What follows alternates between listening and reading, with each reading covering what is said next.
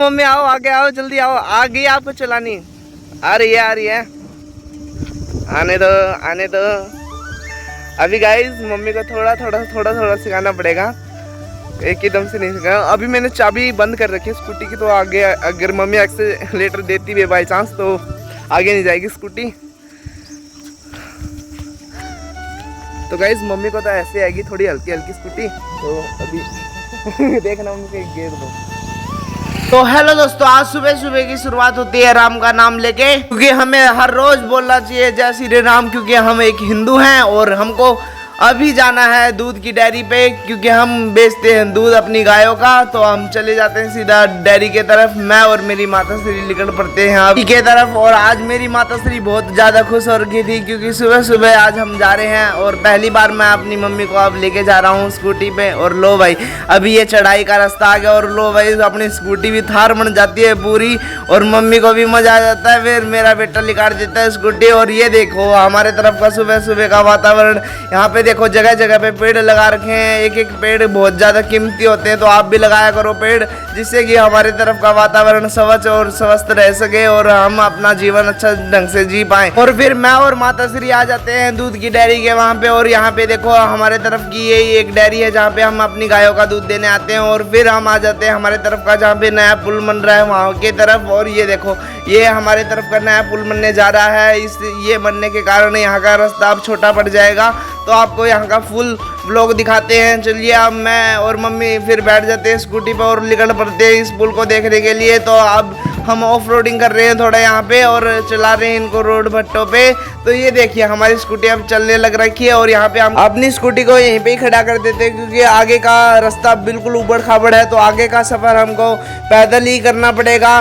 तो चलते हैं पैदल, और फिर मैं पहुंच जाता हूँ इन मजदूरों के पास में। और ये देखो ये अपना खुदाई का काम कर रहे हैं, क्योंकि यहाँ पे सीमेंट का पोल बनाया जा रहा है, क्योंकि इस ट्रेन के ऊपर से एक पुल का रास्ता भी बनने वाला है। और फिर इतनी देर में आ जाती है ट्रेन, और यहाँ पे मैं सभी यात्रियों को बाय बाय करता हूँ। और ये देखो हमारे तरफ ये सवेरे हर रोज आती है ट्रेन, तो इनको अब मैं रोज उससे बाय करूँगा। और यहाँ पे देखो कितनी अच्छी फिनिशिंग का गड्ढा खोद रखा है यहाँ पे तो। और जब मैं इन अंकल जी को देखता हूँ तो मेरे को अपना भविष्य नजर आने लग जाता है, क्योंकि अगर मेरा यूट्यूब चैनल नहीं चला तो मेरी भी हालत इसी प्रकार होने वाली है। चलिए इन अंकल जी का आप थोड़ा इंटरव्यू लेते हैं। क्या बन रहा है अंकल जी यहाँ पे? अब क्या बन रहा है यहाँ पे? हाँ अच्छा। और यहाँ पे क्या बन रहा है यहाँ पे? अच्छा, कितने महीनों से काम चल रहा है यहाँ का? चला है था इससे पहले से। हाँ। 1 महीना से हम लोग का काम। अच्छा ठीक है। देने गया था इंटरव्यू, इतने देर में अंकल जी अपने 6 पैक दिखाने लग जाते हैं और अपनी फिटनेस का राज बताने लग जाते हैं कि मैं करता हूँ मजदूरी और मेरा जितना काम कोई भी नहीं कर सकता। और इतनी देर में दूसरी रेल भी आ जाती है, और यहाँ का पुल का व्यू कितना अच्छा आ रहा है, मजा ही आ गया है ये देख के तो।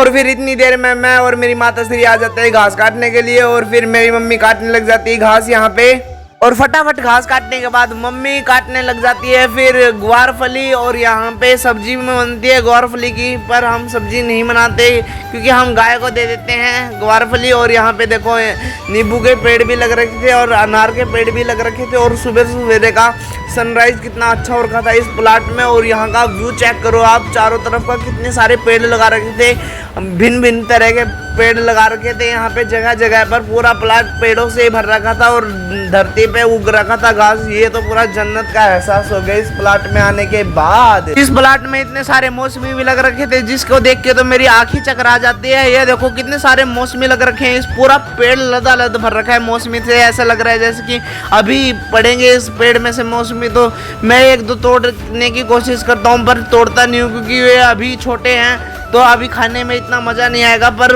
आने वाले टाइम में बहुत ही ज़्यादा बड़े होंगे और मज़ा ही आ जाएगा खाने में तो। और यहाँ पे देखो शहतूत का पेड़ कितना बड़ा और अच्छा हो रखा है, क्योंकि ये बाद में होते हैं, अभी सीज़न नहीं है शहतूत होने का। और यहाँ पे देखो यहाँ पे होटल भी हैं साइड में, और यहाँ पे घर भी बन रखे हैं। और यहाँ का व्यू चेक करो गाइस, मज़ा ही आ जाता है। सुबह हमारा सभी काम हो जाता है, घास भी कट जाता है, और यहाँ का इतने सारे फल फ्रूट देख के तो हमारा मन ही भर जाता है। और ये देखो ये पेड़ भी पूरा भरा हुआ है फ्रूटों से।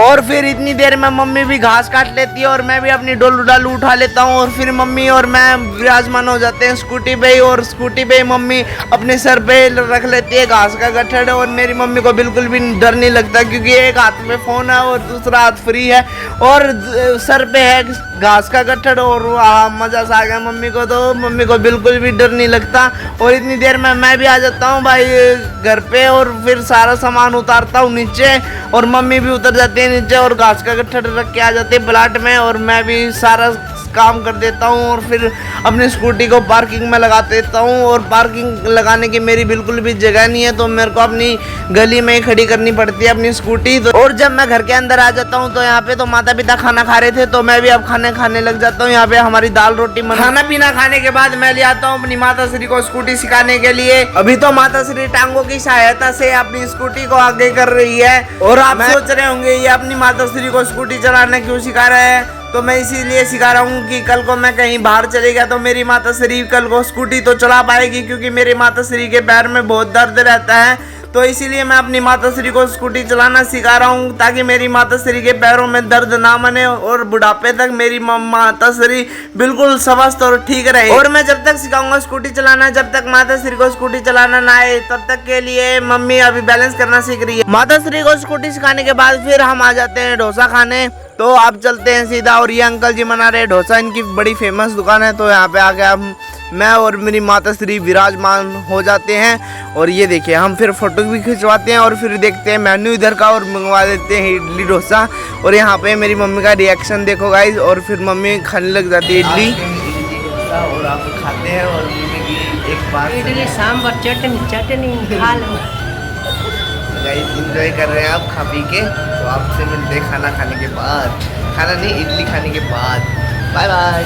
और गाइस इडली तो खाने में टेस्टी और की थी बाकी में और यहाँ पे नारियल की चटनी भी मिल जाती है हमको और ऑब्वियसली नारियल की चटनी तो आती है डोसे के साथ। और यहाँ पे मैं फिर मंगवा लेता हूँ एक और डोसा अपने लिए क्योंकि वो वाला तो मम्मी ने ख़त्म कर दिया था खा खा के।